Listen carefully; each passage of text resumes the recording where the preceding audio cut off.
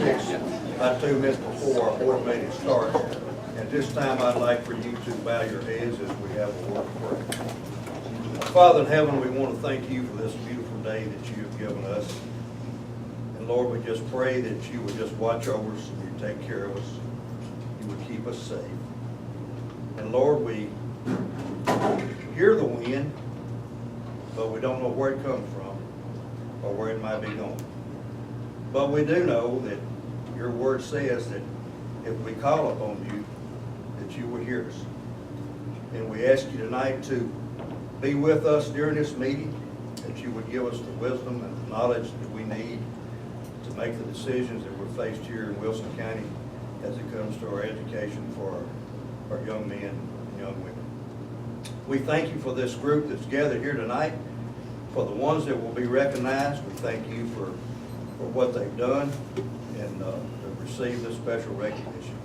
Thank you for their parents and their grandparents that get them to school every day, and for the work ethic that they have instilled in them to help them to achieve what that they have so far in this life. Thank you for your son Jesus. In his name we pray. Amen. Amen. We will have the Pledge of Allegiance by Board Member Bill Robinson, and that will be followed by the National Anthem from the Wilson Center.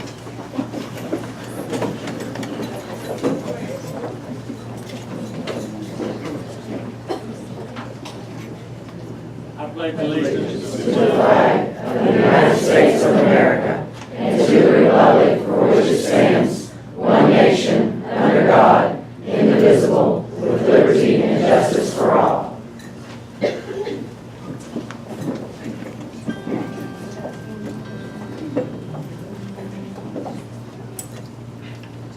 Oh, say, can you see by the dawn's early light what so proudly we hailed at the twilight's last gleaming, whose broad stripes and bright stars through the perilous fight o'er the ramparts we watched were so gallantly streaming, and the rockets red burst bursting air gave proof through the night that our flag was still there. Oh, say does that star-spangled banner yet wave o'er the land of the free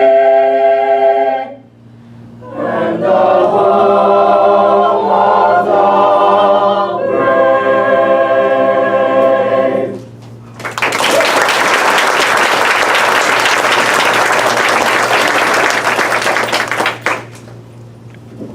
Be seated. I think they have two other students that qualified, led by and they're going to say swing down chariot, and then working on a piece of your April 26th concert famine song. Yes, we thought we'd share that as well. I'll give you a little synopsis of the famine song really quick, and then we'll just do both of our songs for you. The first song we sang recently at our choral festival. The second song is called Famine Song. It's in the works. We're working on it in class. We thought we'd share what we have with you tonight. It's about Sudanese women who turned to basket weaving to survive through the famine of the 1980s.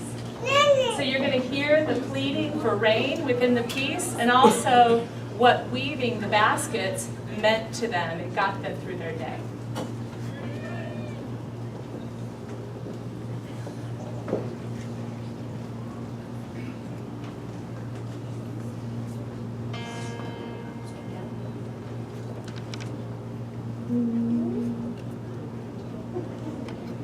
Oh, sweet swing down, chariot, stop and let me ride. Sweet swing down, chariot, stop and let me ride. Oh, rock me, Lord, calm and easy. I've got a home on the other side. Sweet swing down, chariot, stop and let me ride. Sweet swing down, chariot, stop and let me ride. Oh, rock me, Lord, the other side. Ezekiel went out in the middle of the field. He saw an angel working on a chariot wheel. He wasn't particular about a chariot wheel. He just wanted to see how the chariot feels. Well, Ezekiel went down and he got on board. The chariot went a bumping on down that old road. He wasn't particular about the bumping of the road. He just wanted to lay down his Heavy load. Swing down, chariot, stop and let me ride. Swing down, chariot, stop and let me ride. Oh, rock me, Lord, calm and easy. I've got a home on the other side. So he went out in the middle of a field, and then he started working on a chariot wheel. He wasn't so particular about working on that wheel. He just wants to see how the chariot feels. Well, an angel saw a sinner working hard there in the field and said, hold on, believer, Ezekiel rides that wheel. The chariot will swing down that old and bumpy road. The chariot's the place to lay your head. Heavy load. Swing down, chariot, stop and let me ride. Swing down, chariot, stop and let me ride. Oh, rock me, Lord, calm and easy. I've got a home on the other side. Swing down, chariot, stop and let me ride. Swing down, chariot, stop and let me ride. Oh, rock me, Lord, calm and easy. I've got a home on the other side. Swing down, chariot, and let me ride. Swing down, chariot, and let me ride. Swing down, chariot, and let me ride. I got a home, I got a home, I got a home on the other side.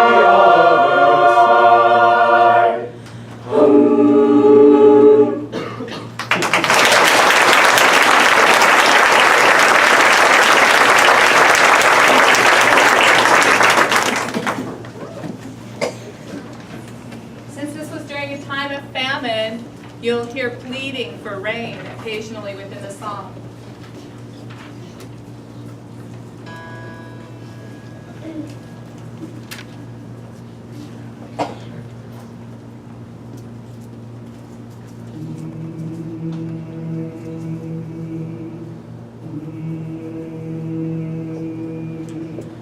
Ease my spirit, ease my soul. Please free my hand.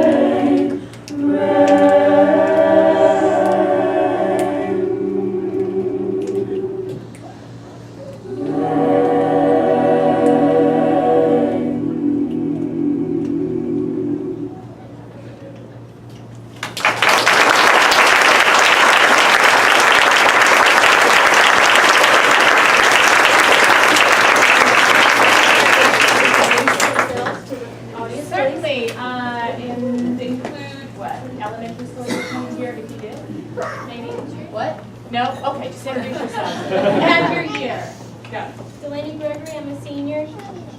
Avery Usher, I'm a senior. Michaela Carr, I'm a senior. Jacob Denny, I'm a sophomore. Jacob Hoffmore, junior. Molly Grace Christian, junior. Brittany Corley, senior. Michaela Rutten, senior. Sarah Kim, Pat Lynch, senior. Rick Fitzgerald, junior. Stacey Tart, senior. Mandy Parsons, senior. Lindsay Fields, senior. Jacob Mathis, senior. Corey Bourne, sophomore. Jared Stringfellow, junior. Noah McLeod, senior. Jacob Survey, senior. Malaya Enriquez, junior.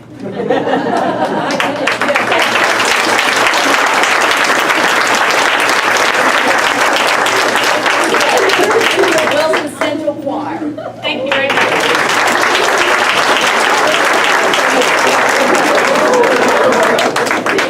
I don't want to leave.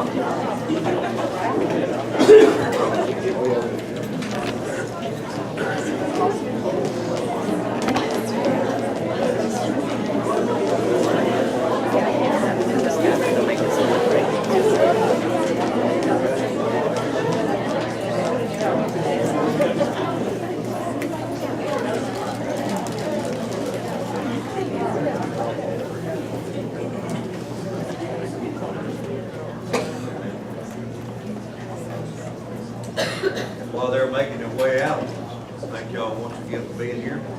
At this time, I want to officially call this meeting of the Wilson County Board of Education to order. Dr. Wright, our next order of business on the agenda would be the special recognition and presentations, and I believe first up is Mount Juliet Middle School basketball team, girls basketball. How you doing? Are they here? Let's see who, Here you come. we see a few coming forward here.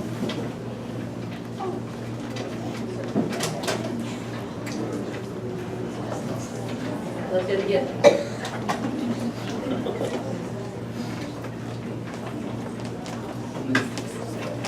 And I see Coach coming up. Mr. Chair, if you don't, I'm gonna come around here so I can, Go right ahead. so I can talk about it. Here. Talk about them good. Well, I'm going to. I call it the Cinderella story. You know what I'm talking about when I say Cinderella story? This is something that was sent to me. The Mount Juliet girls basketball started the season 0-2. With losses on the road at middle school powerhouses, Macon County and Christiana.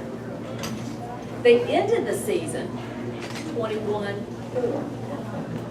Winning the Area 3 championship, the sub-state championship, and the 2016, I want to say TSSAA, but the middle school version being the Tennessee Middle School Athletic Association state championship. Down the stretch, Mount Juliet won their last 12 games without a loss, facing the best competition of the year, defeating Macon County and Christiana at home, and beating two undefeated teams in the state tournament, 23-0 at Hunter and 25-0 at Coffee County. Mount Juliet trailed Coffee County with 4.3 seconds to play, 42-41, scored on an inbound play to win 43-42. I can see it. So, with that, the championship is the 6th state sectional title for the Lady Bears and coach Rick Johnson. So with that, not only do we want to recognize this Cinderella team, because I'm sure the coach had a little bit of heartburn when you started the season, but apparently he inspired everyone because something, the magic occurred. So you will introduce your team, Coach? Seventh grader Taylor Pruitt, seventh grader Caitlin Bertram, seventh grader Kirsten Seed, seventh grader Faith Burgess, eighth grader Alyssa Williamson, eighth grade point guard Nevaeh Majors, eighth grader Alyssa Ace Costley. This is the post girl here, Emma Jane Palmer. Ashlyn and Anna Riggs. Don't ask me which one's which, there's a guard and a post. Riley Osborne, our two guard.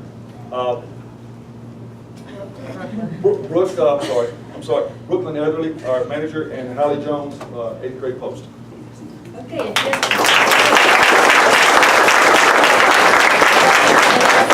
to recognize all tournament selections throughout the year, Oakland Sonic Classic, Aliyah, am I saying that right? Aaliyah Frazier, Riley Osborne, and Nevaeh Majors. All tournament state sectional, Emma Jane Palmer, Elisa Costley, and Riley Osborne. So again, the mental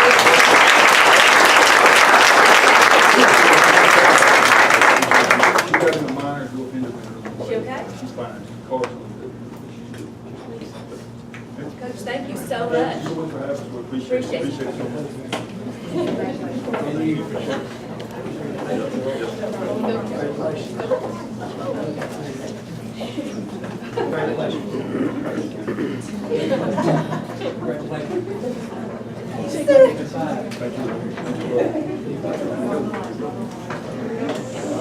So Thank you so much.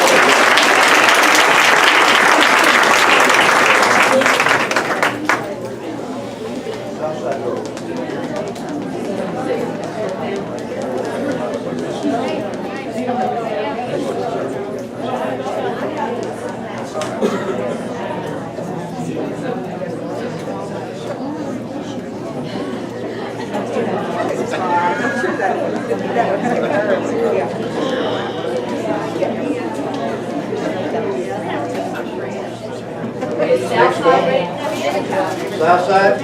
All right.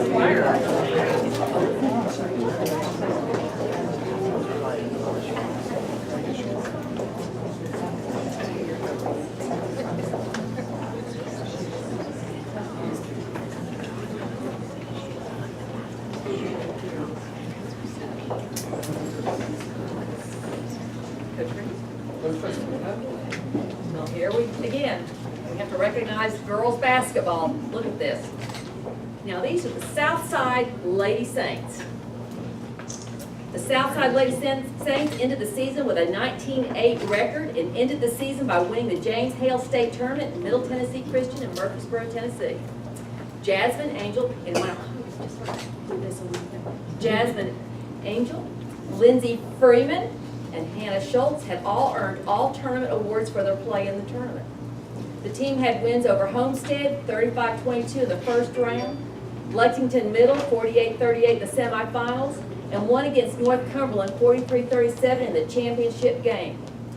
During the year, the team had scored 1,108 points for an average of 41 points a game. Also, Southside JV team had a record of 8-6 during the season. So, want to recognize the Southside Lady Saints for their championship.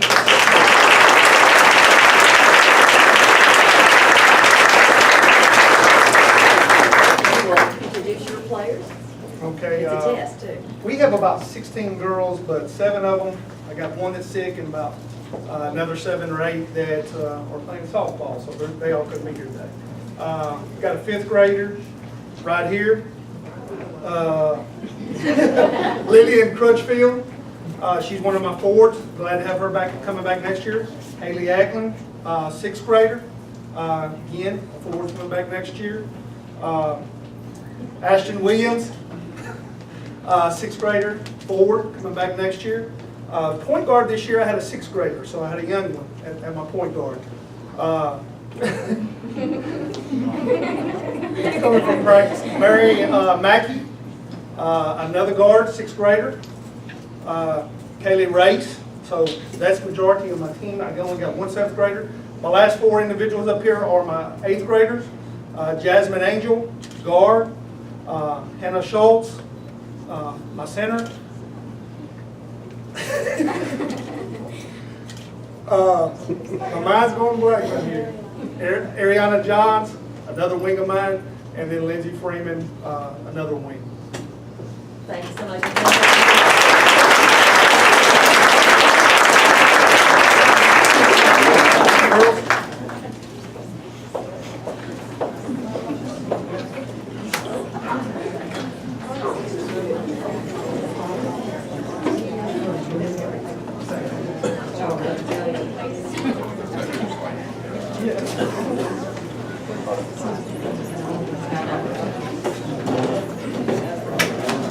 Yeah, we've got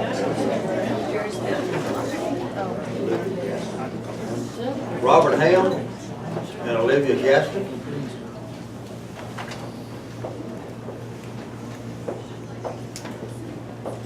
Mr. Chair and school board members, we have a very special award announcement. And it's one that it's not only is it unique, but it's extremely outstanding talent here.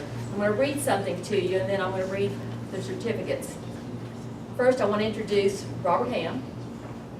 He's a student at Mount Juliet High School who's been awarded the gold medal and special recognition on the Presidential Honor Roll for outstanding performance on the 2016 National German Exam for high school students. Robert received this award after scoring in the 99th percentile on the Level 2 2016 National German Exam sponsored by the American Association of Teachers of German. Over 21,000 students participated in the exam this year. Robert is a student of Janine Zahuski. Did I say it right? An extraordinary teacher. After a telephone interview during spring break, Robert was accepted as Tennessee's candidate for, okay, I did not take German. Say that for me.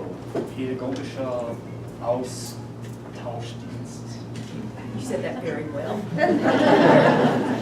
Which is the Pedagogic Exchange Ministry, a study trip to Germany. He placed second in the state, but had a higher fluency than any other candidate. Robert's name has now been submitted to Washington, D.C., who will agree to the state's nomination. If he is chosen, he will receive a fully paid trip to Germany in 2016. And what happened? What? Are you going to Germany? Do we know yet?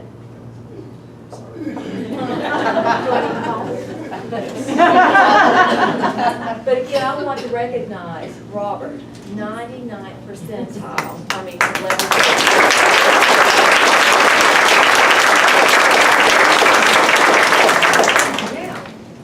Same high school.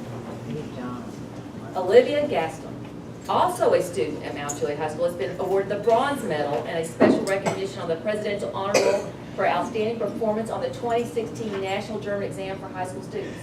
Congratulations to Olivia for scoring in the 78th percentile. And again, keep in mind, when we look at the number of students that are participating across the country, we have 2 from Mount Juliet High School. And tribute to the outstanding teacher as far as what she has provided, and particularly when you go in. And you know, I don't know how many times you know that I've been either outside your class and then I dropped in the other day. I mean, she's teaching the kids, and I think the class I came in had over 30 students in the classroom. Wow. And again, German language education, tribute to you as well. So, recognizing Robert.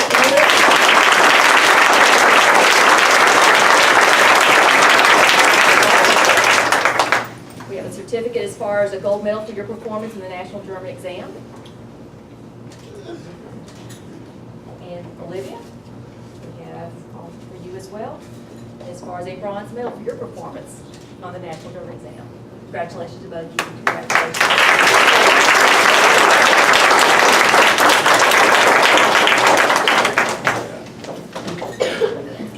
Great job. Mel, is Mel here? Mel Brown? No, he's off the proud load. Oh, very much so. Young man, I'm sure I'll look like that now. he was SU Invention Commission, 4th grade senior. Yes. And we, Tucker's Crossroads, Gladeville Elementary, W.A. Wright Elementary, and Stoner Creek. Do we have the students? Okay, come up here. So we can recognize you.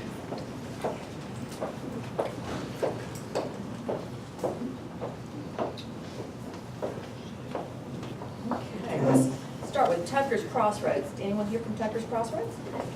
Just okay. And I'm going to suspect that, let me see, who's Abe? He's not here. Who's Joe? You're Joe. Who's Bryce? Okay.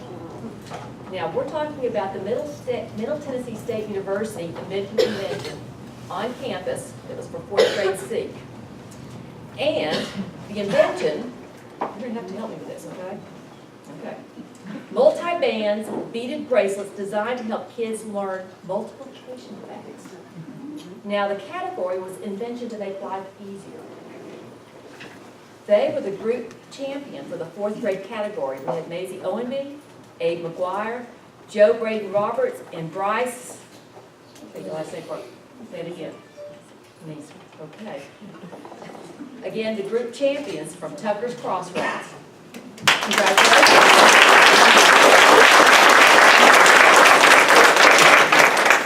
Does it help with multiplication facts? Does it make life easier? Okay. That's important. Okay, Bladeville Elementary. Do we have Hayden Riddle? She's not here. Well, we're gonna recognize her because she has a very unique invention. Now, she won in the individual championship, 4th grade category, an invention again to make life easier. She created a pooch pouch, a dog walking tool to keep all things confined to one bag attached to the leash. Keys, your phone, and doggy poop bags. So we'll recognize Hayden Riddle. How about Ashley Knuckles from W.A. Wright Elementary? Now, she won 2nd place overall, 4th grade, and she created Miracle Muffs. I saw those. Massaging heated ear muffs. How did you come up with that? She has. Did you bring them? Yes. How did you come up with that? Do they work? Look at that. And they're warm and they massage. Well, I can see why you won. Absolutely. And then Stoner Creek. Are you Macy Gilbert? I saw yours too. It glows in the dark. Am I right? Okay. Her award was the best presentation overall in 4th grade. Did you bring it with you? It's a toilet seat that glows in the dark. So you don't miss. And it was very unique. And then when you turn the lights out, you can see it. So, again, I think we are in a good place when you look at the inventiveness and the creativeness of our talent here. So if you will give everyone here a round of applause.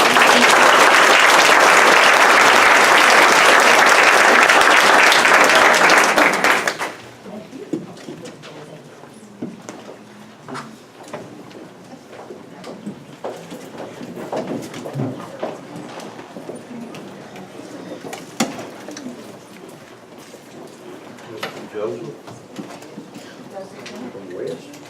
West Elementary. Yes, sir. Okay, I have something really. I've got to come around here because it's really special here.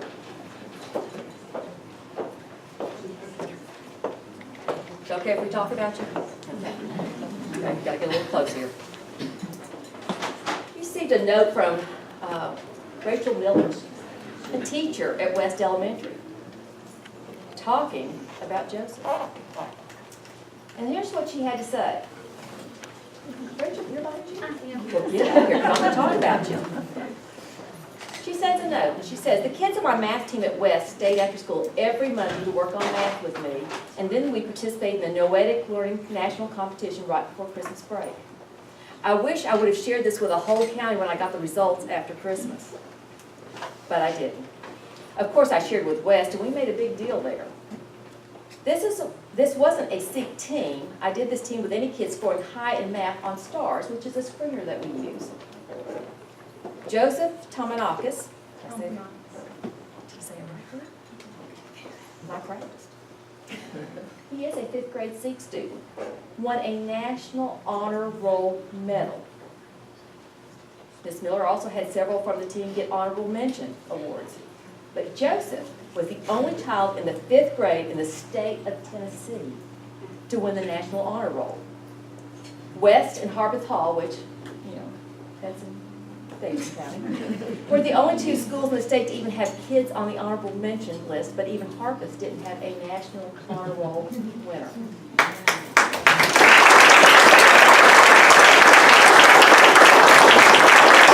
There was a lot of celebration, obviously. But here's the question that really begged to ask, and I had to ask, and I had someone even do some research for me, because Ms. Miller didn't provide for me the Noetic Learning Math Contest.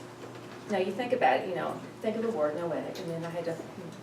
So, the Noetic Learning Math Contest is a semi-annual problem-solving contest for elementary and middle school students. The goal of the competition is to encourage students' interest in math, to develop their problem-solving skills, and to inspire them to excel in math. During the contest, students are given 45 minutes to solve 20 problems. Many problems are designed to challenge students and to enrich their problem-solving experiences. And Joseph, obviously, you didn't have any trouble. You did. But you didn't tell anyone, did you? Is math your favorite subject? What are you going to do when you grow up? You don't know? Okay. Well, I see a very promising future. So, congratulations for representing not only the district and your school, but the state of Tennessee. Congratulations.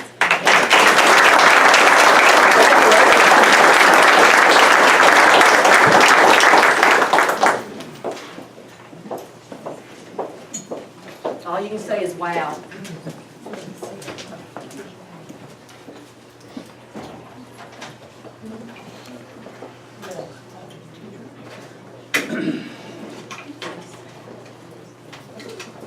Governor's Award of Excellence, Dr. Wright. Get all. As you can tell, this is a really special evening. Really special evening. This is a very special award, and for those of you that are either the pre-K or early education, if you'll just come here in front and I know there's a lot of you, but I want to recognize you tonight, so come here in front.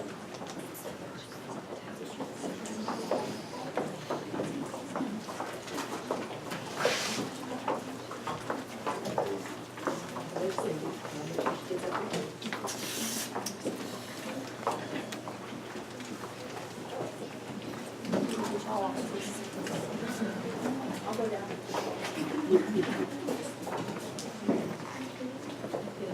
I'm going to talk about you. Will you go all the way down? All the way down. There's a lamp. All right. Second row.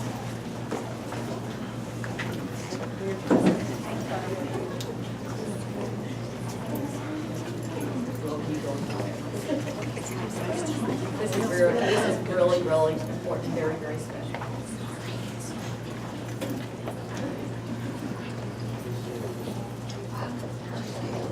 Last month, there was a recognition ceremony in Nashville. It was the Governor's Award for Excellence. And they were recognizing what they referred to as the early childhood programming across the state. And there were 9 districts recognized. And we were one of 9 statewide recognized, and I will read this to you.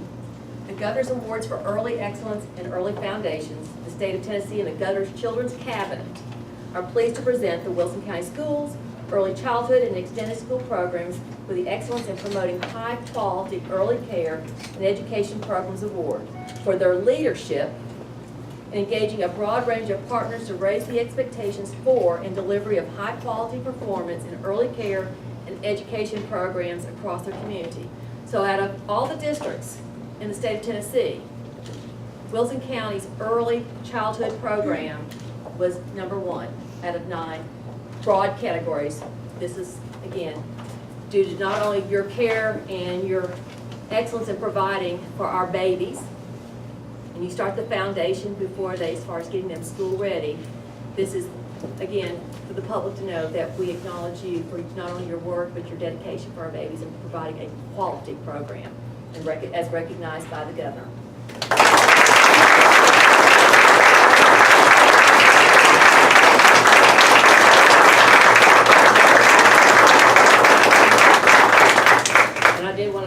it's something to be noted too, because there's a lot of effort as far as disclaimers, as far as the value of early education. And I can tell you as far as the difference it makes as far as getting our children school ready, and it's because of the work that you do as far as working with our babies. And again, when you look at not only our extended care, but also as they move into school. And so, Ms. Johnson, as far as acting as interim director, is there anything that you would like to say as far as what you are seeing with the people that you work with? I just want to say we have the best group of pre-K teachers ever here in Wilson County. And we're on the back row, so we have a great group. Can't ask for better educators. We appreciate you. And we love you, Miss Cindy. And with that, I have a plaque that's right behind someone there that goes with this. And with it, again, it's the 2016 Governor's Award for Excellence in Early Foundations. So presented to you. Thank you. Thank you so much.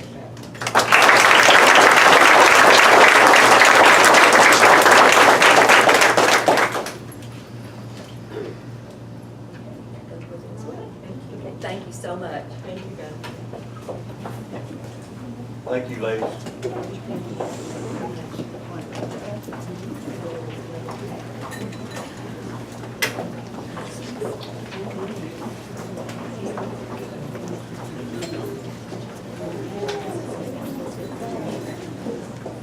Okay, as they're exiting as far as in the large number, when you look at early childhood education, you're talking about what we work with our pre-K program, which in the state of Tennessee is a voluntary program, not universal.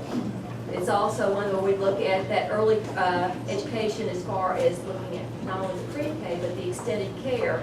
And if any of you, and I've noticed a number of educators in here, that you're very familiar with our extended care and how we work with those youngsters as far as not only getting them school ready, but also when you look at the social emotional work those people provide for our youngsters. So I think there's several out there that might want to make their way into the room. Now, another presentation, Mr. Chair. And tonight, I want to recognize some students that participated in a Tennessee School Board Association. And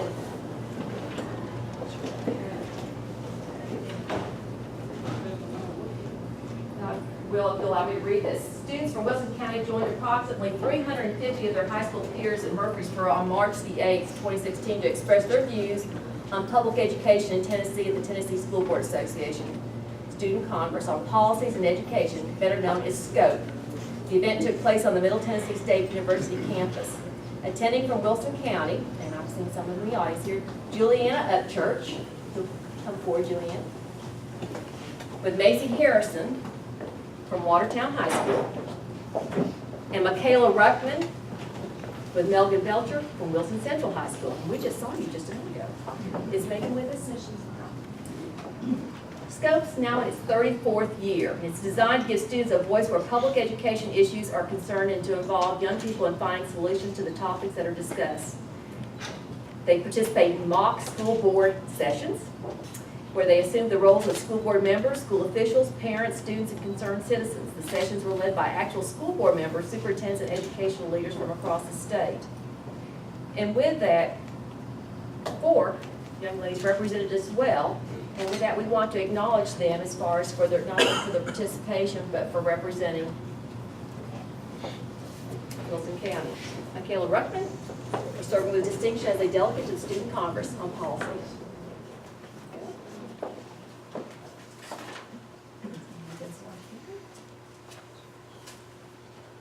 Juliana Upchurch, recognizing you as well. And Macy Harrison. Thank you. Anything you'd want to say as far as, do you have any future aspirations to be a school board member or to work in policy? Probably not. Too stressful. Wise beyond their age. Was there anything that surprised you as far as the sessions that you participated in? There were a lot more people who kind of cared about it at our age than I expected. A lot more. Anything that you would add to that as far as any surprises or aha moments? It was just really neat to hear like the opinions of the people that these decisions actually affected. Because like, you hear like school board members talk about it, and yes, they have like our opinions, but it was neat to hear like firsthand what the students thought and hear them develop opinions from their own experiences with schools. Anything you'd add to that, Julie? It was interesting to see the fluidity of a mock school board meeting. It was very fluid. Would you recommend it for next year? Yes. And thank you again, because this is the first time in a long time that we've had some representation, so thank you so much.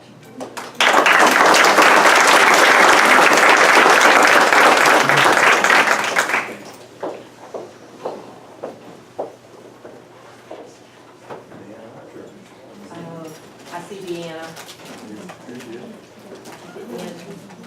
And ladies and gentlemen, if you'll remember,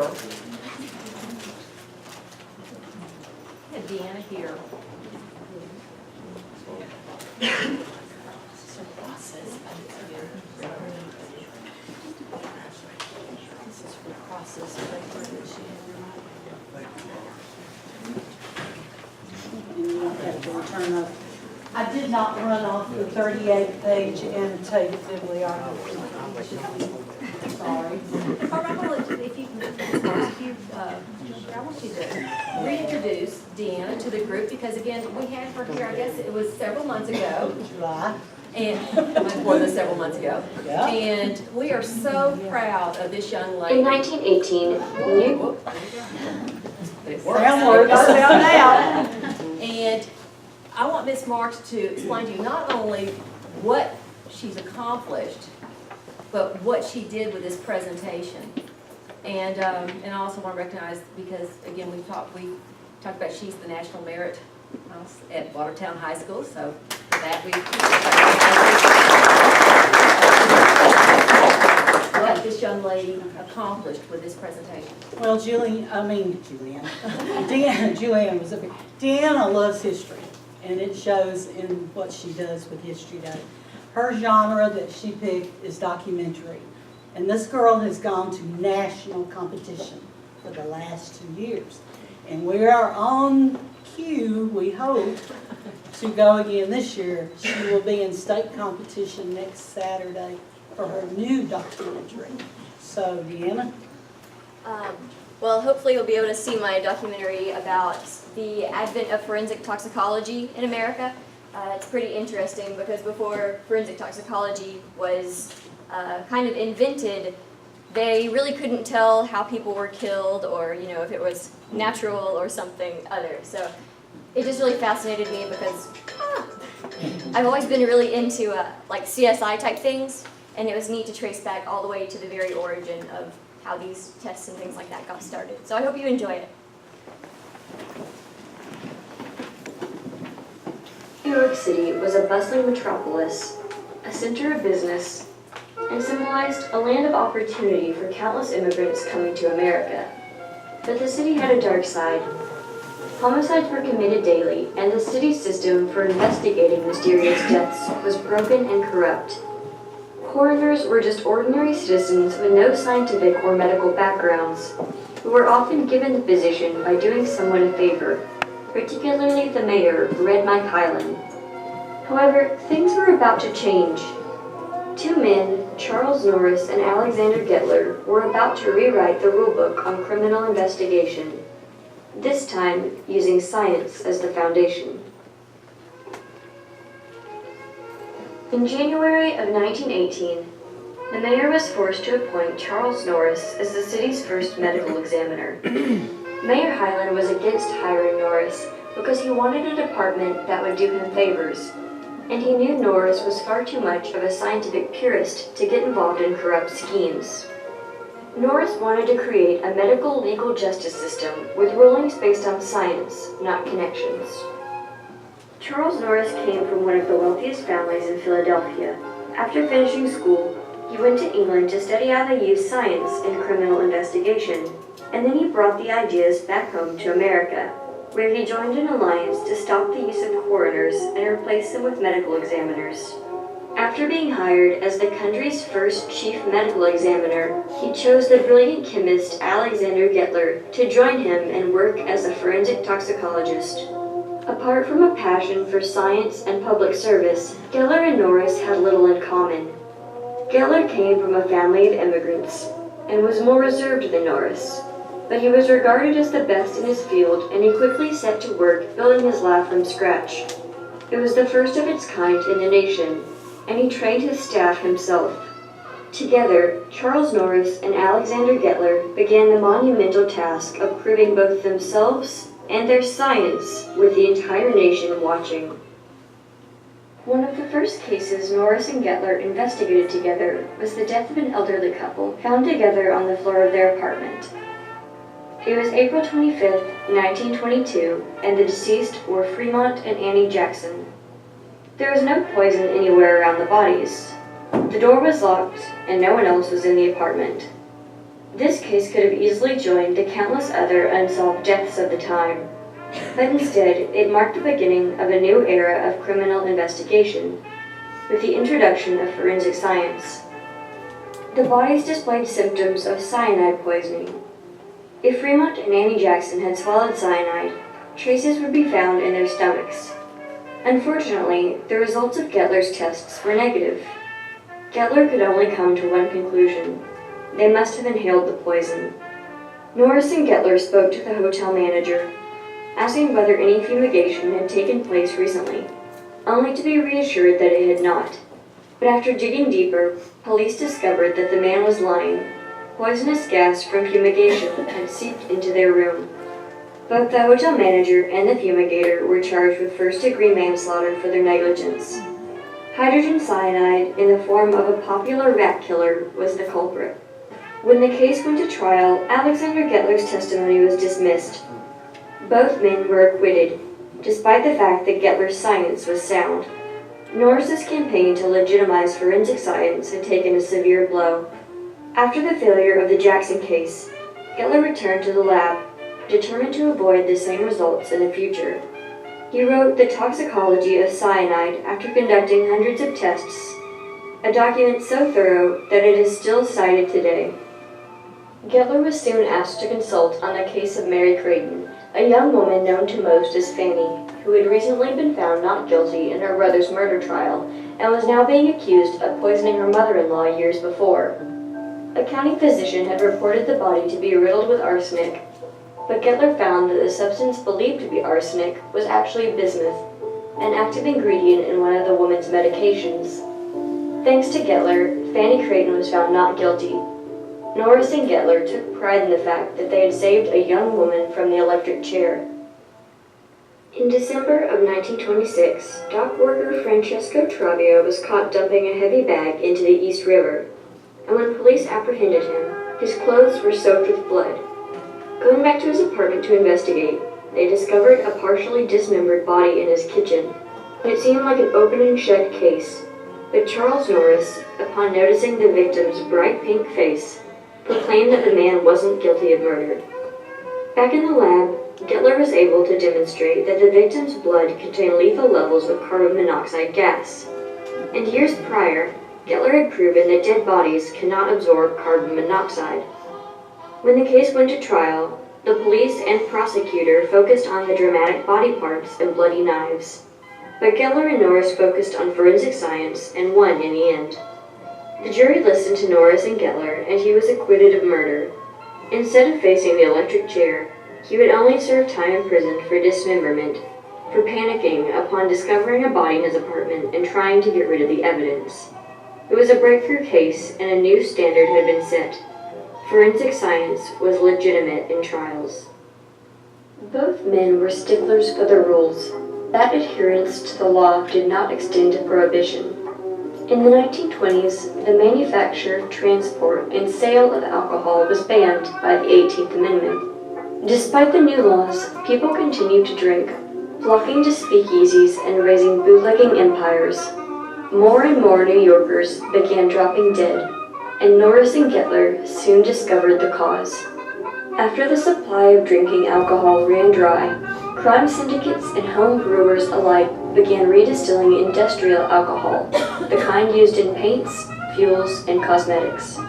When the U.S. government discovered this, they ordered poisonous chemicals be added to industrial alcohol, such as kerosene, gasoline, formaldehyde, and even chloroform.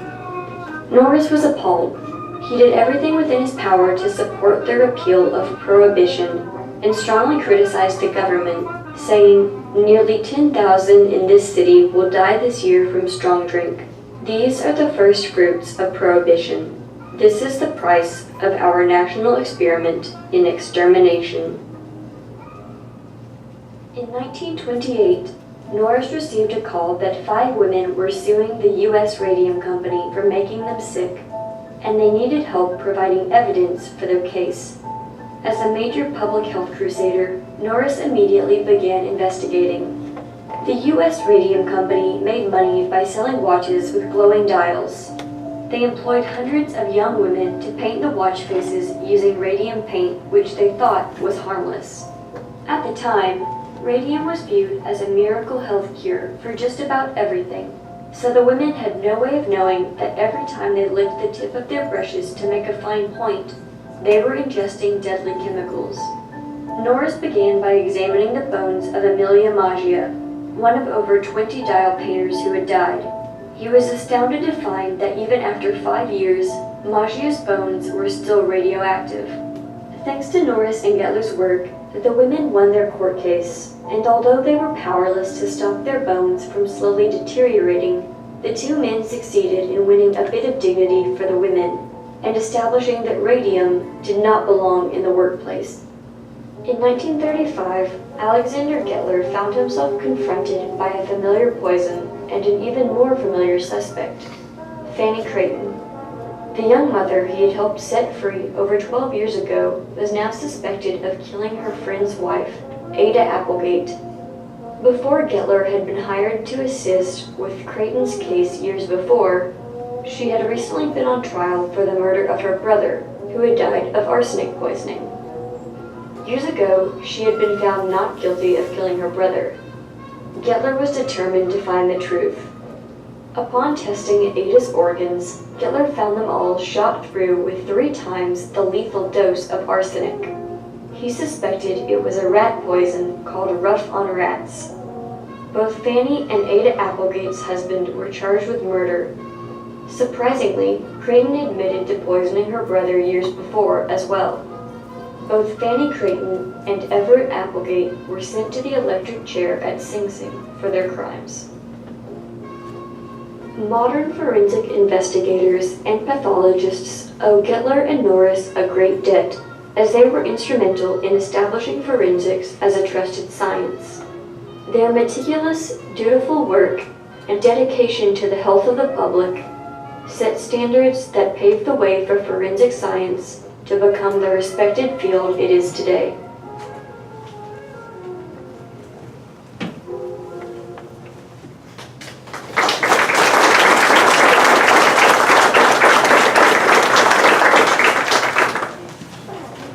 Thank you.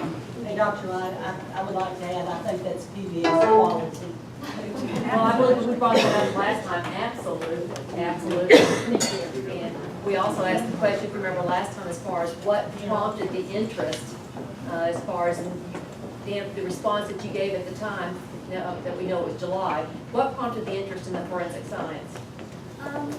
When I started high school, I thought I wanted to do something in the medical field, so I was always kind of interested in topics that were kind of related to that, and also had a neat murder mystery aspect to them. So I guess those 2 loves kind of combined, and that documentary came from it.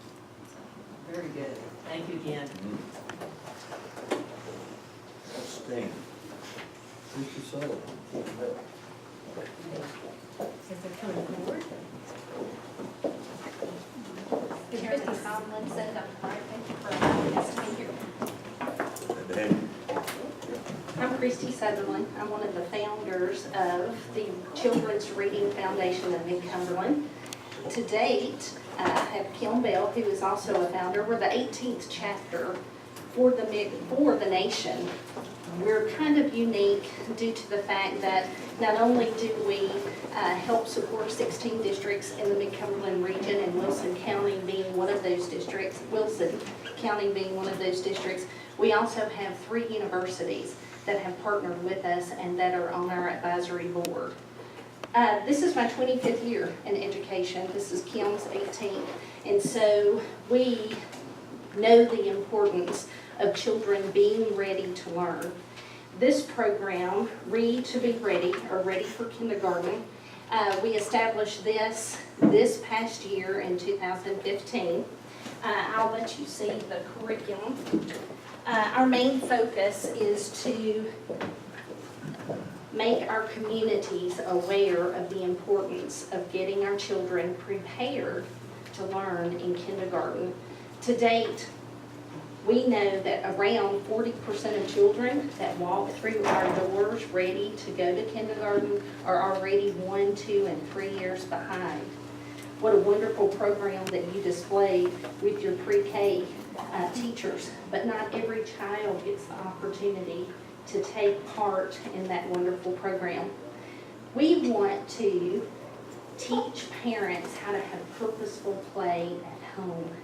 And what we do is we work with businesses, we work with school districts to provide kits for parents, and we hold classes for parents 3 separate times throughout the year, and we give them resources to take home and to work with their children.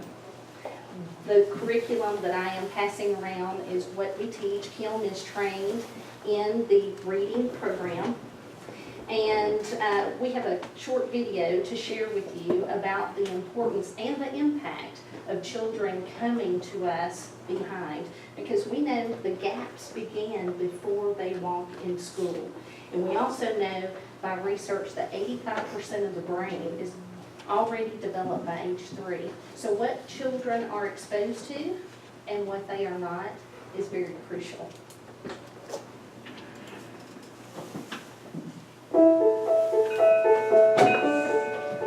Any kindergarten teacher can tell you, children do not start school with the same language and literacy skills. On day 1 of kindergarten, there is a 5-year range. Out of every 10 children, 2 enter kindergarten with language and literacy skills 2 to 3 years below grade level, 2 enter 1 year behind, and 2 enter at grade level. The top 4 children will start 1 to 2 years above grade level. Most parents believe children who start behind will catch up within a year or 2, but that is not the reality. Students who are 1 to 3 years behind typically make a year's worth of growth each year, just like all students. But the bad news is they're still 1 to 3 years behind grade level. Closing a learning gap once a child begins school is costly and difficult because the child needs to achieve their normal year of growth plus another year of growth to catch up by even a single level. The data is clear. All children can and will improve, but most will never catch up to their classmates. And this has a lifelong impact. The highest performing students have an 81% chance of going to college and only a 6% chance of dropping out of high school. But the lowest group of students has almost no chance of going to college and a 55% chance of dropping out of high school. This means every child's kindergarten starting point matters. The good news is there is something you can do about it. Communities, schools, caregivers, and parents all have a role to ensure children are ready for school on day 1. A child's learning from birth to age 5 determines their kindergarten starting point. It is in those early years that the readiness gap before kindergarten is created, and from the time a child is born until age 5, home is the easiest place to change a child's academic trajectory. Ready for Kindergarten is the national model for school readiness. Ready partners with schools and community organizations to teach families and caregivers how to nurture their child's development from birth to age 5, preparing their minds for all future learning. Help children in your community succeed in school with Ready for Kindergarten. I'm gonna stand over here, if that's okay. So we know through the research, all this has been based off of research. Lynn Fielding is one of the main researchers in this. And we know through the research that students are coming with that gap. So 100% of that achievement gap in reading and 67% of that gap in math originates way before they even start kindergarten. So our goal is to try to help with that gap before they get there. We have one more quick video we would like to show you about what a difference it can make.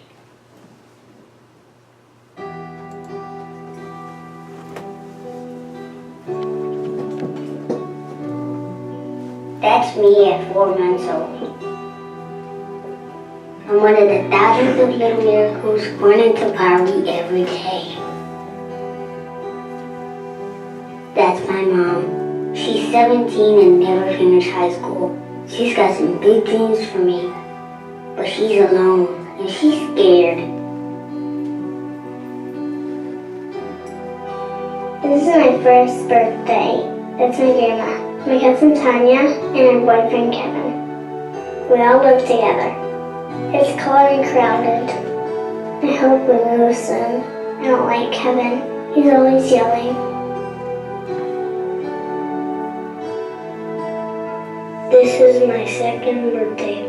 We're all at daycare, strapped in watching TV again. I wish I could just run around.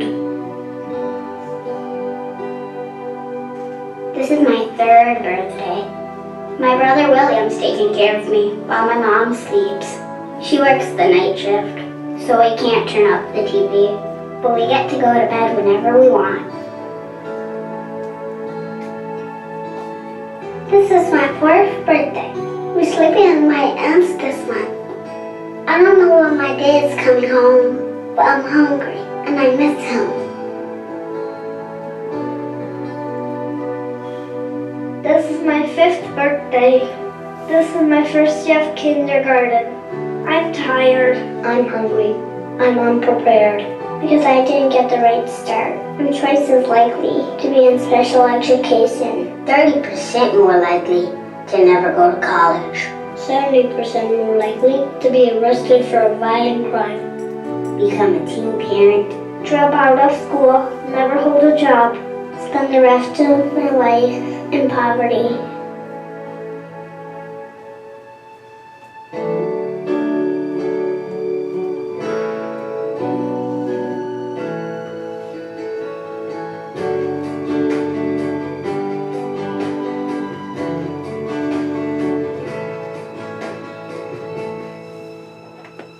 My mom plays with me all the time.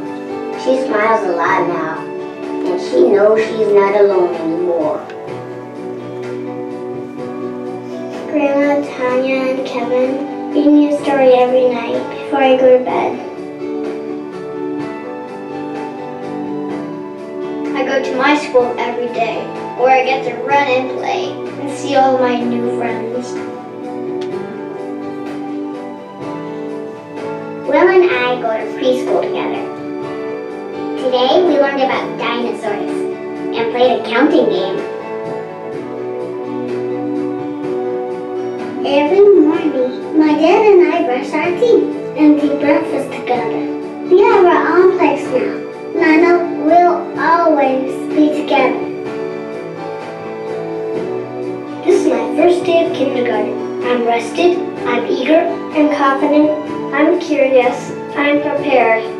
I'm ready. I am your future. Change the first 5 years, and you change everything. Anyone interested in investing?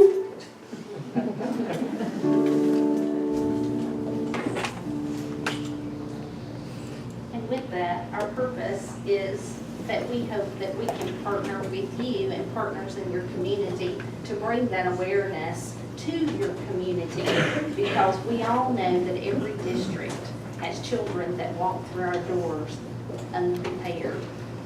So thank you. If you have other questions, let me know. Thank you for allowing us to be here. You have pamphlets that we provided you for the reading and ready for kindergarten. Thank you. And this is something that we are working with Christy and Kimberly as far as, because we are committed. And I saw Yvonne Smith back there as our liaison as far as working with the Reading Foundation. So not only do we recognize the value, but we also support the message that we presented here. Start with the babies. And we thank you for your work that you're doing here.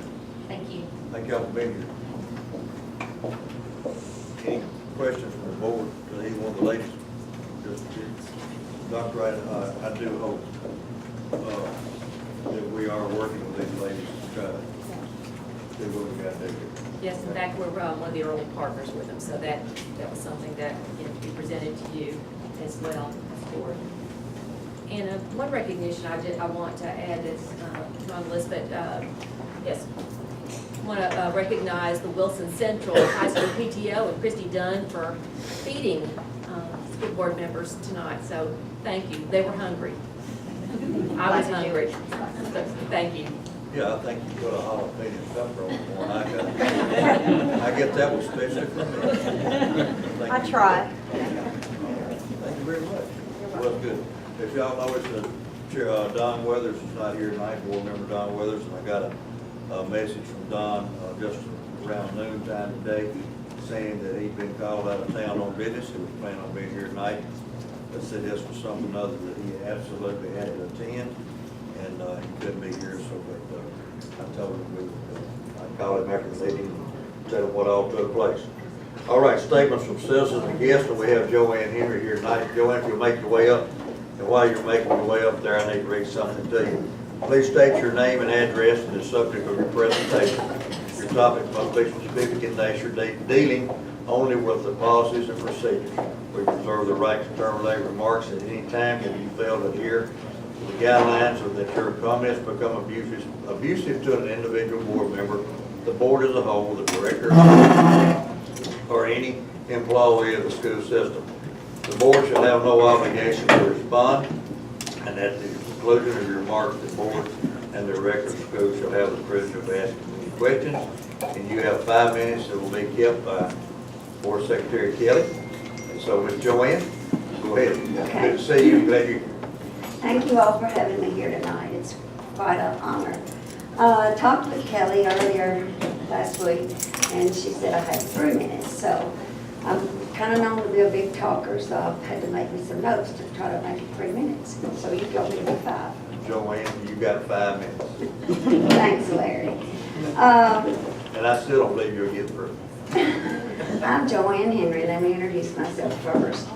I'm a grandmother. I'm raising a 15-year-old teenager at Mount Juliet High School. Ms. Wright, may I call you Donna? Absolutely. You so graciously dedicated the West Elementary School stage in the new school to my daughter. My daughter, Cindy Greer Ravis. She was a drama teacher at West Elementary for several years and put on Broadway plays for the children 2nd through 5th grade. And it would be amazing to you if any of you ever saw one of her plays, what she could do with those children 2nd grade through 5th. It was unbelievable to me. Anyway, Ms. Wright dedicated the new stage at West Elementary to my daughter, and I can't tell you how much that has meant to me. Do you know, she died 3 weeks after you met her, and of course, Mr. Tomlinson's known Cindy many years. So I just wanted to kind of, Cindy taught school in Wilson County for several years, so I kind of wanted you to know who I am and where I'm coming from. But my point tonight is Mount Juliet High School. We have a great choir, just a tremendous choir. And I recently went to San Antonio on a tour bus for 21 hours a couple of weeks ago on spring break with these children to compete nationally. And we brought home 4 trophies this high, first place trophies. And also we won the grand prize. And as Miss Elliott quoted in the paper, she said, I almost got embarrassed because she kept having to be called up front. And finally, we started hollering, Sandy, Sandy, if any of you know Sandy. She's a tremendous person, and we just couldn't be more proud of a choir director than she is. But anyway, we need another music teacher. We've got 450 students in our music program. We've got 150 that are now waiting to take piano lessons. They're on a waiting list. And Mrs. Grossman and Mrs. Elliott have to try to take care of all these 450 students. And we just desperately need another teacher to help them. They work themselves to death. And one of my main points is the fact that they help our children work toward college scholarships.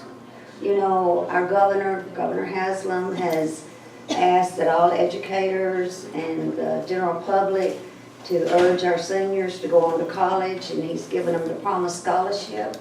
But you know, there's other children that choose to go to a larger university, and we're working toward those scholarships. And Mrs. Grossman and Mrs. Elliott help these kids get these scholarships. But you know, two ladies can only do so much. We're the only school in the county who has a string orchestra.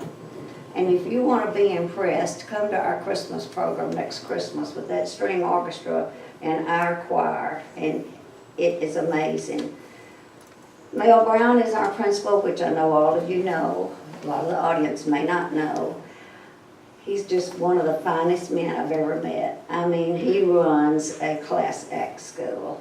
If I did not think so, I wouldn't be up here talking. And I met with Mr. Brown a couple of days ago, and I said, I was a cheerleader in high school and a cheerleader in college, and I'm a cheerleader now for Mount Juliet High, if they'd let grandmothers be one.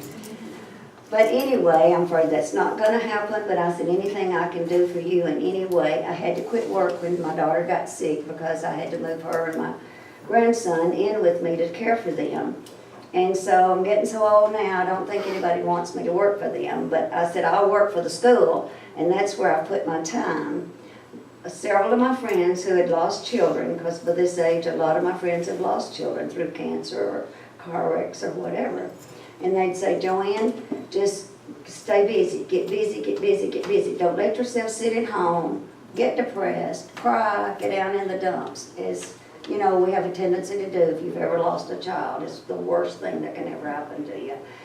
And so I've just joined the PTO. I'm on the drama booster club. I'm on the choir board of directors, and I'm just having a wonderful time. I went on that bus. My friends thought I was crazy. Larry knows how old I am. I'm 78. They said, you're going to get out there and wish you'd never gotten on that bus. And I couldn't have had more fun. I had a blast. And those kids were some of the greatest kids you could ever be with. I told them, I said, I just wasn't expecting this at all. I was expecting pillows to be thrown on that bus and paper wads and all of this. And they were like a bunch of angels. And I told them that. So I'm very proud of our school. I'm very proud of our students. I'm very proud of what Mel Brown's doing. I just think he's just the greatest. And it's right. You're so fortunate to have that man.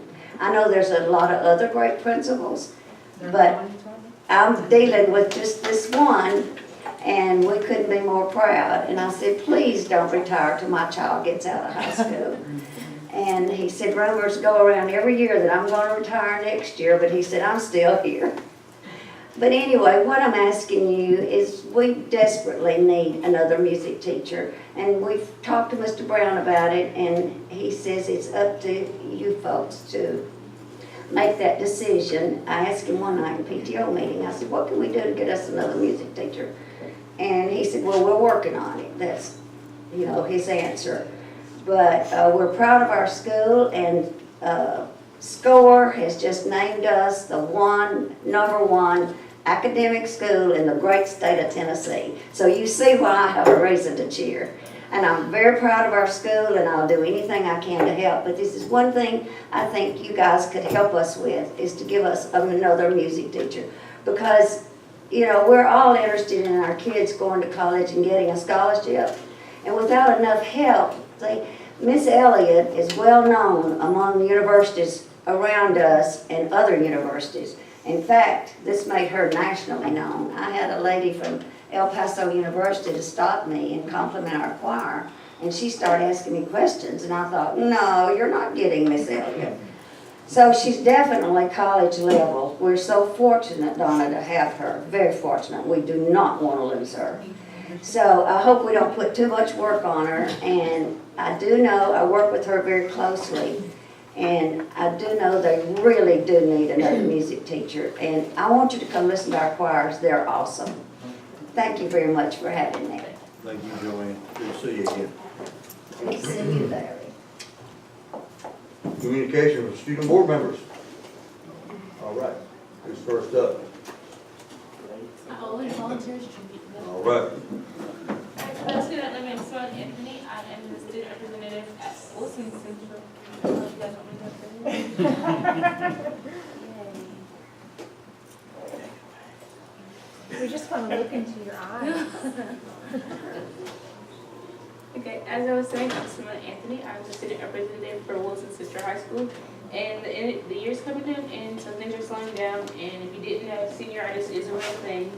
So that's good to know. For us, we have prom this coming Saturday, actually, April 9th. So we're wrapping stuff up. On April 18th, we're having our top 10% banquet. And on April 25th, our senior night.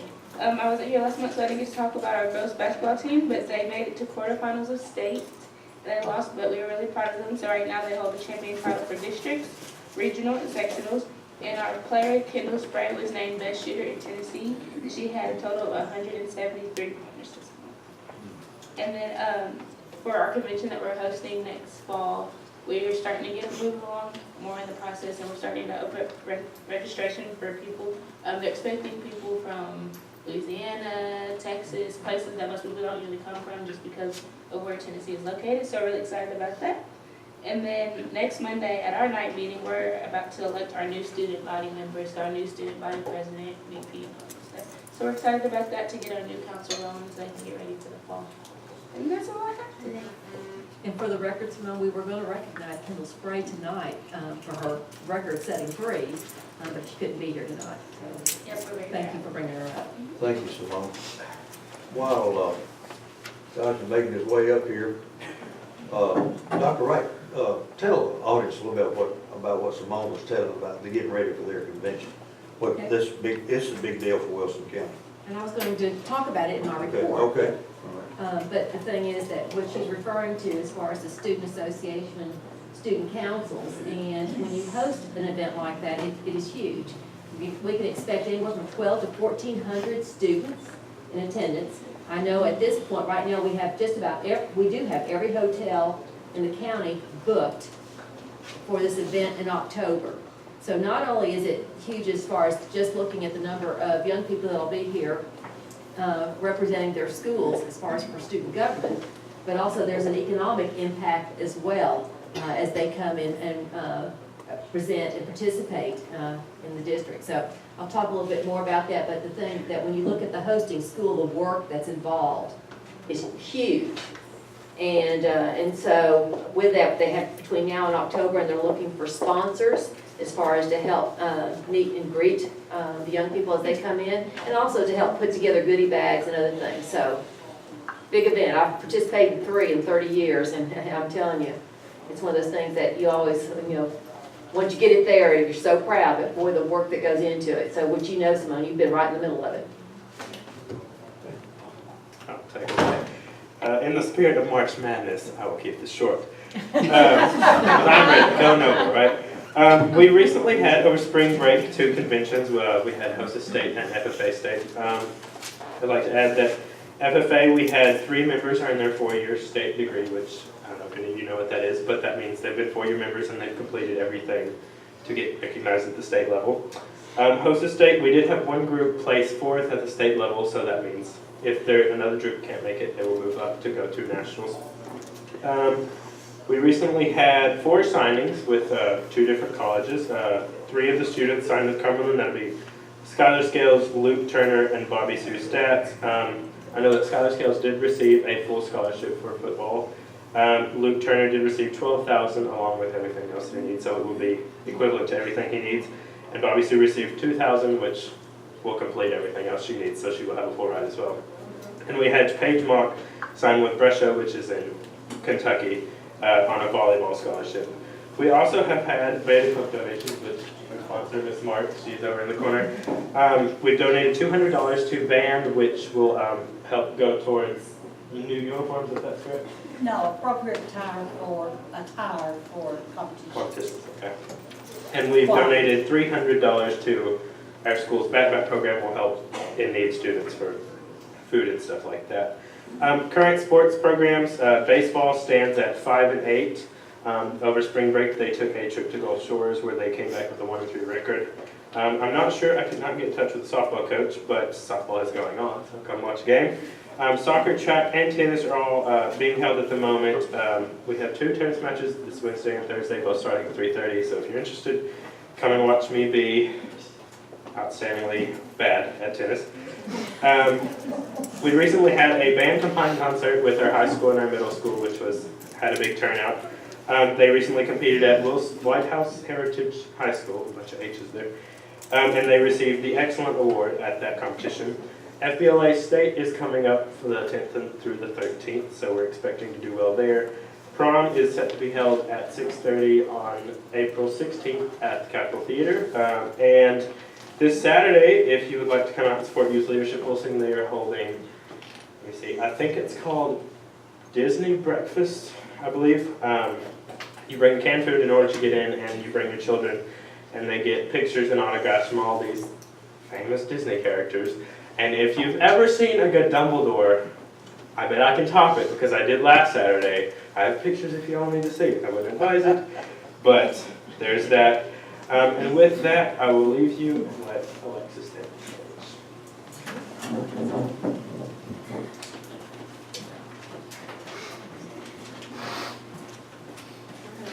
I'm Alexis, I'm from London. So we have a lot going on with our sports right now. Our tennis team is having a great winning season. Their current record is 3-5-0, so we're really proud of them. Our baseball team had a tournament this weekend, and their current record is 7-3-0. Our boys soccer team's current record is 3-2-0. Our track team's doing really well. Our softball team won the Brentwood Chick-fil-A tournament this weekend, so we're really proud of them. They also beat Mount Juliet last week 6-2, and their current record is 15-9-1. All of this information is on our new sports website, so if you guys want to check that out, it's really, really nice, helpful, has great schedules on there, pictures, stories of everything, so it's a really amazing website. Prom is coming up on May 7th, so we're really excited about that. Our theme is going to be Enchanted Forest, so everybody's getting really excited buying their tickets. Volleyball is starting spring conditioning. Our juniors are preparing for their ACT on April 19th, so they're preparing during our RTI time. They're taking all their practice tests this week, so I know they're getting excited for that, or not because it's the ACT. NHS is currently sponsoring a shoe drive for New Leash on Life, so if you have any gently used shoes, you can drop them by Lebanon and we'll take them. Let's see. We are currently planning for upcoming senior events, so our senior breakfast, our senior honor assembly, our senior movie night on our football field, etc. Student council officer elections are going to be at the end of the month, so our election commission is going to graciously come out and help us vote, and they come in, set up the booths, so it's super helpful for people to learn how to vote, and we also get to learn how to use the machines, so that's really fun. And our HOSA debate team is now #1 in the state. They just came back from their state competition, and they're going to nationals, so we're really proud of them. As always, I would love if y'all would come take a tour of Lebanon. We're always open. I'm always there, so if you want to come take a tour, I'll show you around. Thank you. Thank you, Lexi. Next item of business is the adopt the agenda. I entertain a motion that we adopt the agenda. Second. Motion by Mr. Robinson, second by Ms. Armstead, that we adopt the agenda. Any discussion? All in favor of adopting the agenda, vote aye. Aye. Opposed? Let it show that pass unanimously. Approve the consent agenda. I hear a motion to approve the consent agenda. So move, Mr. Robinson. Here's a second. Second. Second by Ms. Armstead. Any discussion? All in favor of approving the consent agenda, vote aye. Aye. Opposed? All right. Report to County Attorney.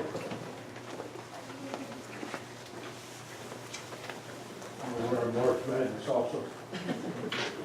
I don't really have anything to discuss with you tonight unless y'all have some questions of me. I do want to say one thing to follow up on what Austin said. Y'all want to give me a moment of personal pride from Watertown here. But I went over last Friday night to watch a baseball game in Watertown. Now, that's not unusual, although we started the baseball program under Bill Robinson several years ago, so it's not a very old sport. But we were having a soccer match and a track and field meet at Watertown. All I know about soccer is they try to kick it past everybody else into the net. We didn't do much of it that night, but I enjoyed watching. And track and field, I understand you just try to outrun everybody else. That would take me out of the equation real quick. But I never thought I'd see that at Watertown in my lifetime, and I thank you for that. And it's nice that our kids are getting what everybody else has been getting for a lot of years. And they're appreciating it too. And the parents are appreciating it. Now, I'm done. I do have some information, or a motion, I should say, in relation to March Madness. I will make this very brief as well. We've been under this lawsuit with the city of Mount Juliet for almost 2 years, or a year and a half.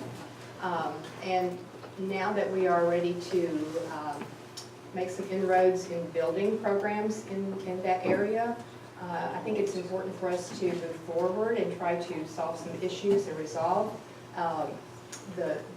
whatever differences may have existed. I think we're moving in a positive direction now. So, in reference to that, I would like to make a motion to instruct our attorney, Mike Jennings, to notify the city of Mount Juliet and their legal counsel that we as the Board of Education would like to settle once and for all this mixed drink tax lawsuit with the city.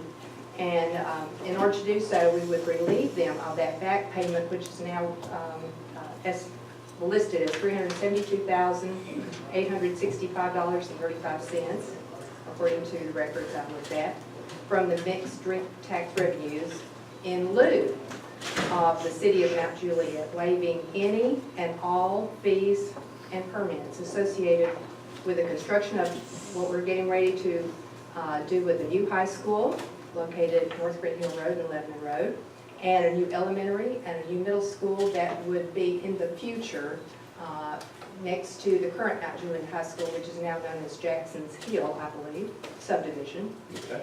And as they are to be constructed in the city of Mount Juliet. So that is the motion, and I want to pass a piece of paper out to each of the board members here and make sure they get that. That is in the form of a motion, and I'd like for the board members to read that before we go any further with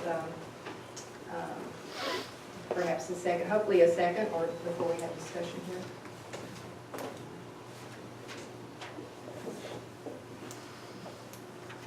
You've heard a motion by Ms. Armstead asking the Attorney Jennings to get with the city of Mount Juliet in resolving this case. Do I hear a second of the motion? Second. Second by Mr. Robinson. All right, floor is now open for discussion. And I guess the first question I have is, do we know what those fees might be? They're estimated at $449,000. Which is more than what we are dealing with in the lawsuit in and of itself, which would be advantageous for us as well. Okay. Now, I guess this is a question for you. Where does this leave the special school district? I'll discuss that with them in the morning. To answer your question, I don't know. Okay. But they are a partner in this lawsuit. But I'll be, should this motion pass tonight, I'll be glad to pass that along both to them in the morning and to the city of Mount Juliet's legal counsel.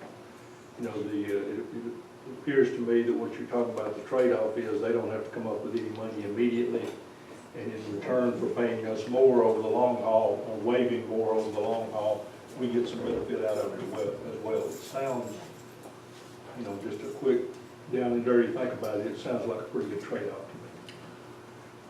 Any other questions for Mr. Jennings, or any other discussion? Been no further discussion, I assume we're ready to vote then. All in favor of Ms. Armstead's motion, vote aye. Aye. Aye. Opposed? No. Let it show that it passed 3-1.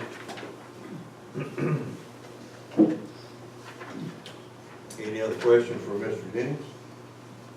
Well, since we have made an effort to deal with this lawsuit and work things out with the city of Mount Juliet. It would be a consideration for us as a school board as well to consider annexation of the properties that we are attempting to build on. And in order to do that, I think that my understanding is that Dr. Wright would probably need to, and with your assistance, of course, apply for annexation of those properties that we are in the process of finalizing and purchasing. And so to apply for that annexation, if Dr. Wright and you would get together to do that for the properties into the city limits of Mount Juliet, which would be the current Mount Juliet High School, West Elementary, and the new elementary parcel on Central Park.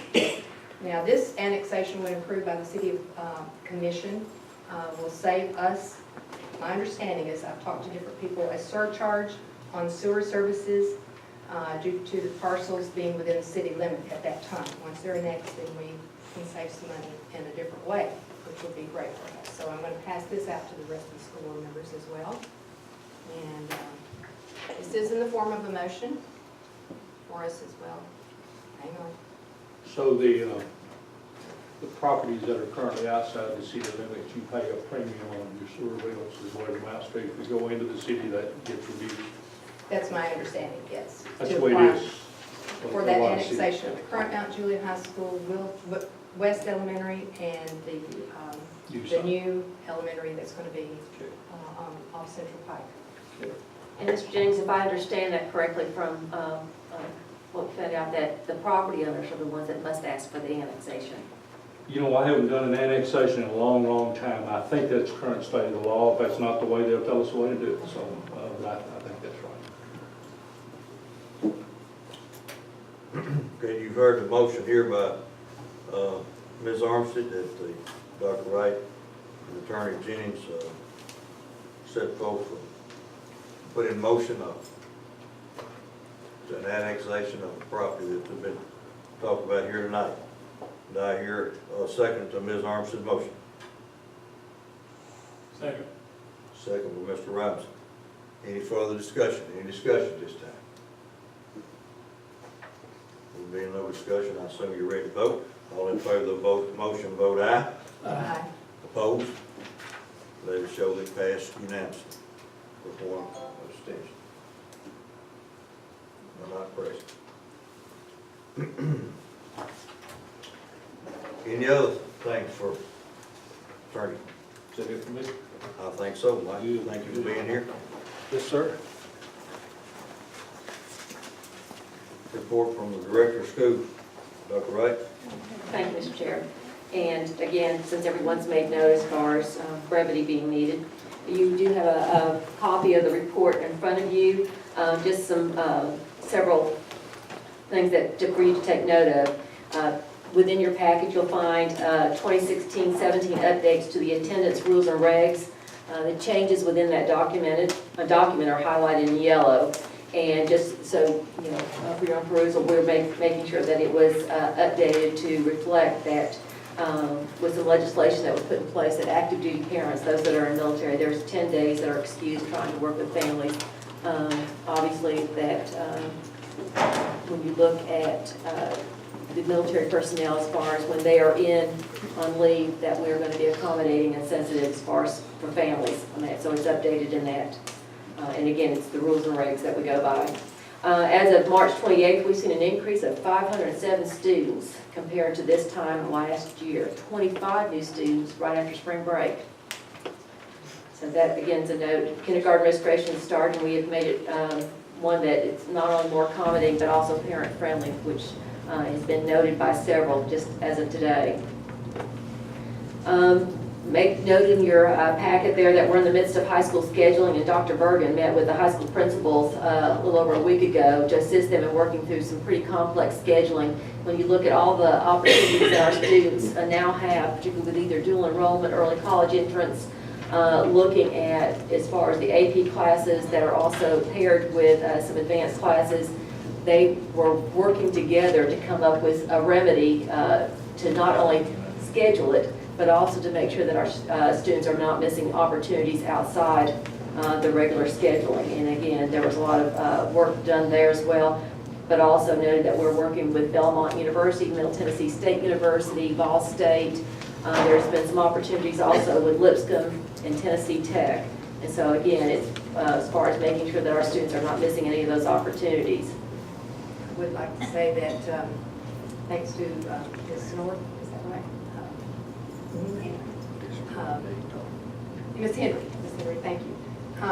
We hope that all of the high schools are going to be working toward more music and arts in the curriculum. Well, and you know I'm a proponent of fine arts. That's what I've made we have a them. great fine arts department. And something that I had an opportunity, and I recognize Bill Moss back there, our CTE director. He invited me to attend the state FFA convention in Gatlinburg during spring break.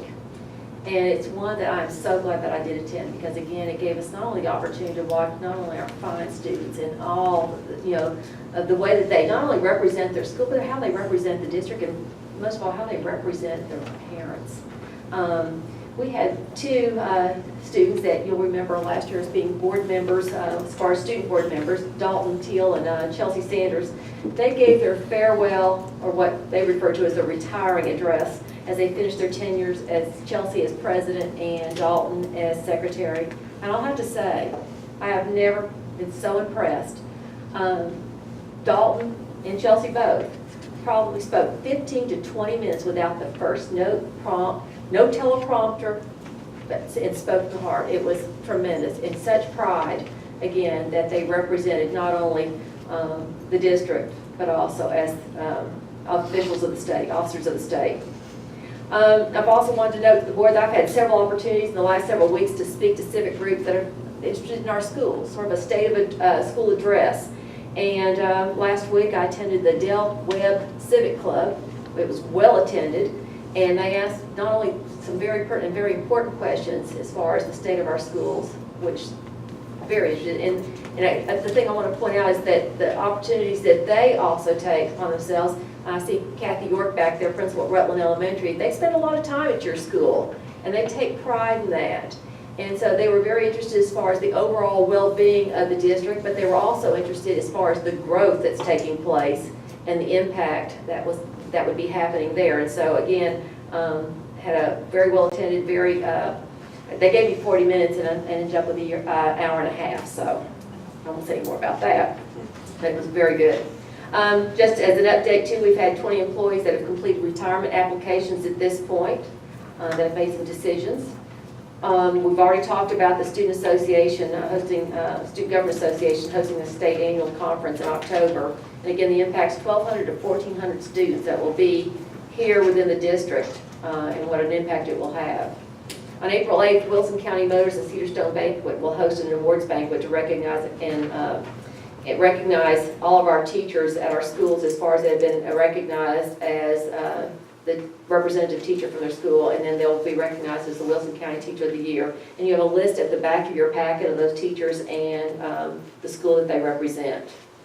And before I get to the packet of information that you also see that on behalf of Mr. Weathers, with your acceptance, I'm asking that we add Mr. Chris McCarty as co-counsel with Mike Jennings to represent the board as the Matthew Mock hearings proceeds to Chancery Court.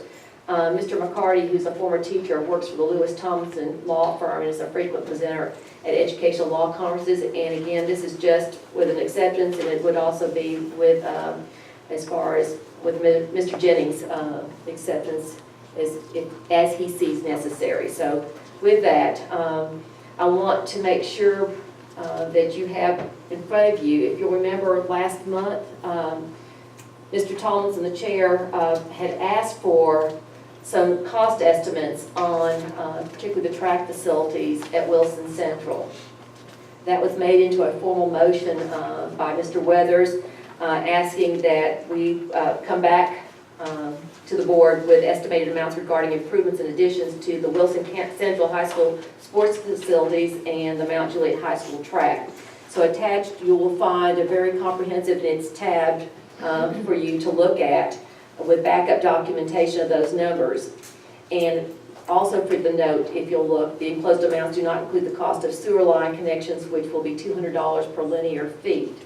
Mr. Hall, is there anything that you would like to walk through as far as this packet?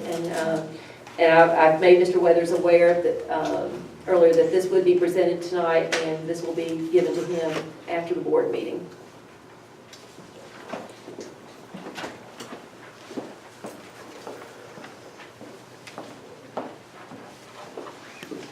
What's in front of you is, we gave you an estimate last time about the track, and some other items were added for us to look at. But, we've got your budget estimate for the track price to redo the track with a rubberized surface on it like the other high schools have. We were asked to look at a wrestling/softball facility that sits behind the softball field, right between there and soccer. You have the estimate on that, and that's building it based on current costs that we're seeing. Softball dressing rooms, restrooms, concession stands on the third baseline of the softball field. Mr. Weathers asked us to look at adding additional shower heads in the field house for the varsity football team. You have that cost there. And then also to look at the floors in the main building, and you have the estimate there on what it would take to take up those existing floors and replace them with what we're, the epoxy floors that we're putting in all our new schools. And then we also went ahead and got a price on it because of the age of the track at Mount Juliet High School. We gave you a price there to, their surface needs to be resurfaced right now, and they paint it and reseal. And we're going to have to do that every so many years for those rubberized surfaces, so you also have that in this packet. And I'll answer any questions if you have. This is a comprehensive package, but then again, at Mr. Weathers' request, he wanted cost estimates for improvements in additions to the Wilson Central sports facilities. I think we also talked about that time about having a work session. Yes, sir. To discuss and go over this and decipher all this information and things. So before we leave here tonight, we'll set a work session and discuss that. The other comment that you made, Mr. Thompson, too, is if any of the other board members have anything they want us to look at, we'll be happy to gather that information and bring it to the work session. So if you could let me or Dr. Wright know, we'll do the same thing for items that you all want us to look at as well.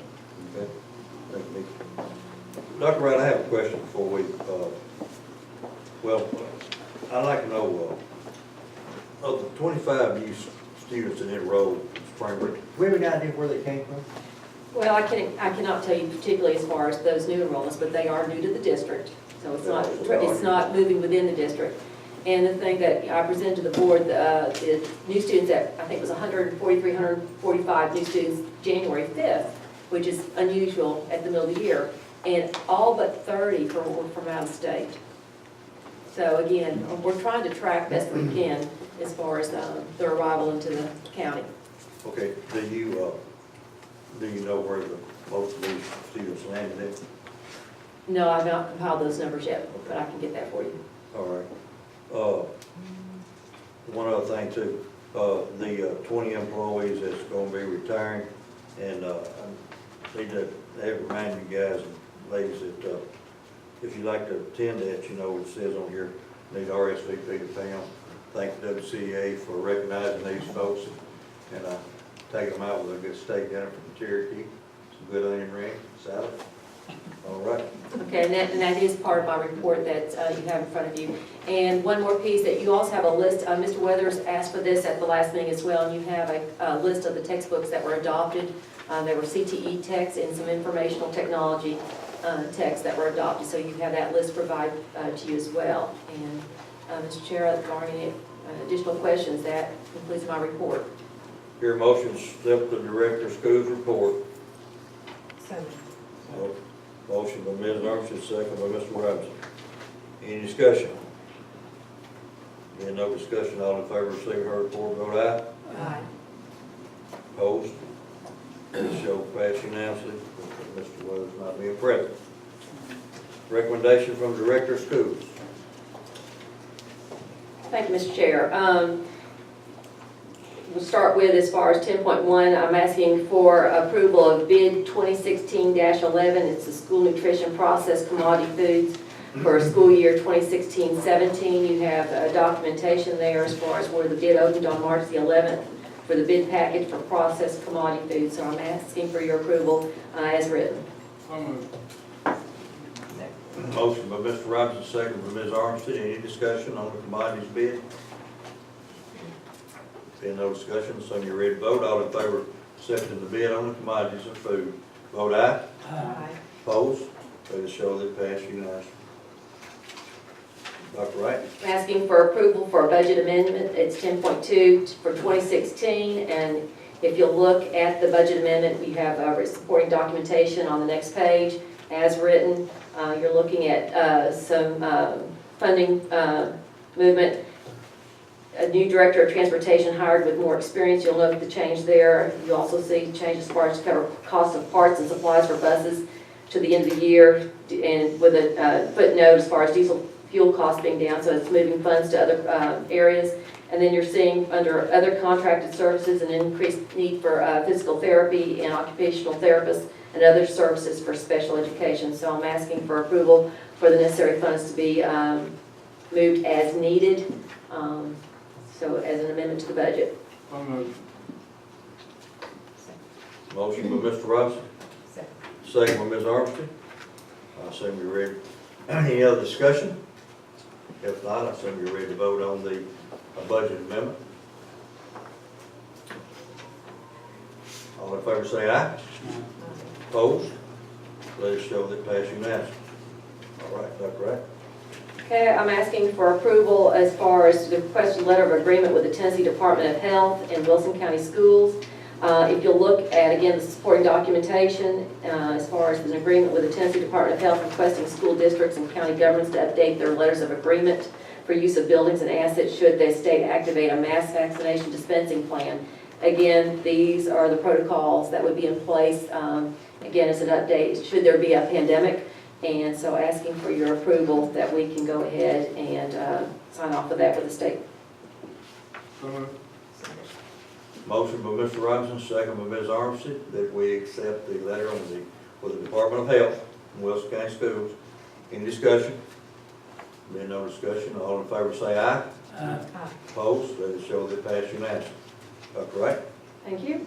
I'm asking for approval of the renewal of the property and casualty insurance and workers' compensation insurance with Tennessee Risk Management for the fiscal year of 2016-17 as written. Again, you have supporting documentation on the next page where they've provided a renewal quote that only shows increases for exposures. And again, something to be noted as far as when you combine the two coverages, you're looking at a total increase of 3.38%. And again, if you need to have a breakout, there's another page of documentation as far as how that breaks out. And so again, if you're looking at an increase of $52,000 or 3.3%, asking for approval. Motion by Mr. Robinson, second by Ms. Armstead, that we approve the property and casualty insurance workers' compensation for Tennessee Risk Management for the year 16-17. Any discussion? There's no further discussion. All in favor say aye. Aye. Opposed? Let it show that passed unanimously. All right, Dr. Wright. Okay, and I'm asking tonight for approval of the third-party administration renewal with Meritrain and the Aetna network for the fiscal year 2017. Also recommending no premium increase for the fiscal year 2017 for no medical or dental insurance premiums. And so, if you look at again this asking for approval, there's no benefit change and no increase in premium, medical or dental. And if you should have any questions, I believe Mr. Shute is here that you can answer any questions. Motion by Mr. Robinson, do I hear a second? Second by Ms. Armstead, that we approve the third-party administrative agreement for 17. Any discussion? Being no discussion, I assume you're ready to vote. All in favor say aye. Aye. Opposed? Let it show that it passed unanimously. All right. Any old business to come before the board this time? Any new business to come before the board this time? Seeing there be none. All right, Dr. Wright, board members. We do have new business as far as as far as the building program, and we have some information. We just want to share an update with you before we go before the education committee. Mr. Hall, are you prepared to, as far as to share that information?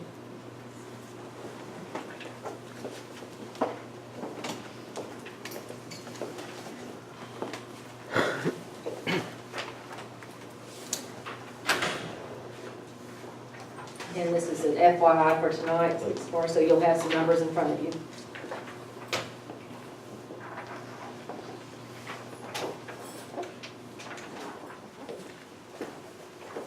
These are preliminary numbers for the building program. We're still analyzing them, looking at them. We'll have you all come back. Maybe Mr. Thompson, we get with all those board members and schedule a meeting around the work session or something to look at these so we could get these going. But we were just wanting you to be aware of them so we can take these to the education committee Thursday night to look at them as well.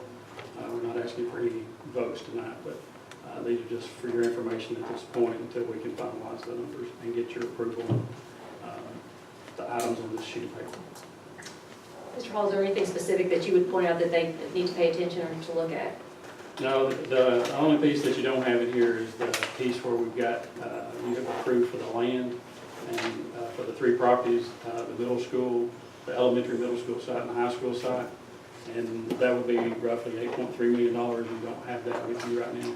And I'll email that to you tomorrow.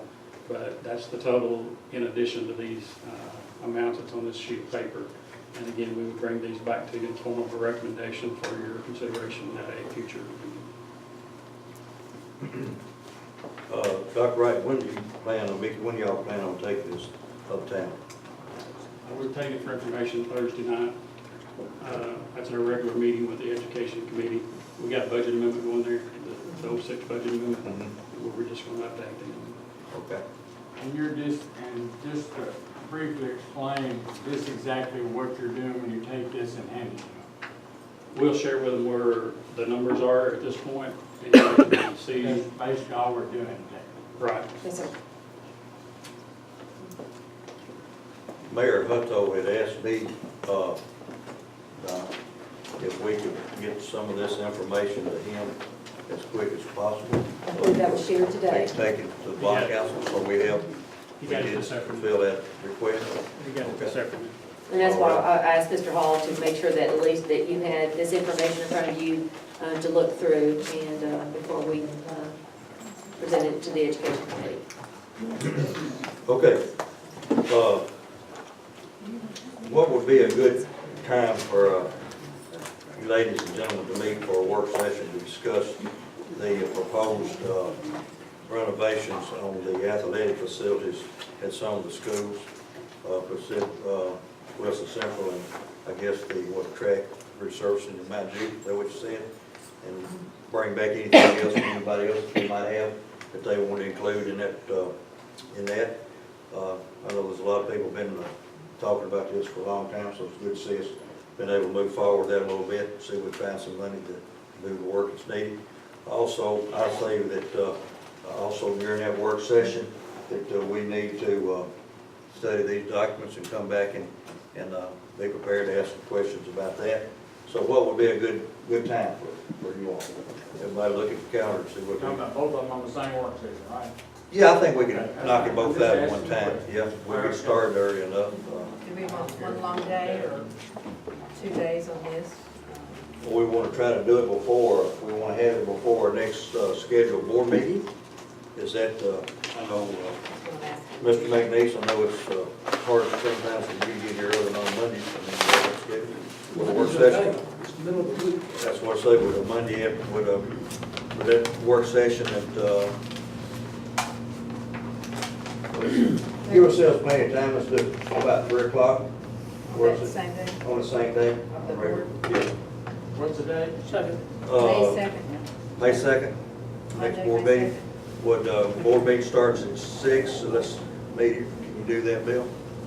Oh, yeah, I can do that. I just thought you were gonna have it earlier Friday, misunderstood. Would that be convenient for you? 1 second, okay. Do we need to have it a week before, or is it okay on the same day? That's what I was wondering. We Week did have it before. We need to be starting a new elementary. Okay. To do what? We need to be starting a new elementary as soon as we can. And also the middle school, yeah. So that the week before. When are you here on Monday, aren't you? April 25th is, What, Okay, what about April 25th? Would that work for you? That's a Monday? yes. Okay, and I'll call Don tonight and tell him what we're doing. what All time right. do we want that on? Do we want that at 3 since we're not meeting that evening? do we? No. What time can everybody be here? That's the main thing. 6:30 in the morning. Yes, that's a good time. Thank y'all very much. I'll bring breakfast. I'm scheduled to be out of town. Now, let's do it around 5 o'clock in there. How about that? On the 25th. All right. Is that agreeable to everyone? Thanks, sir.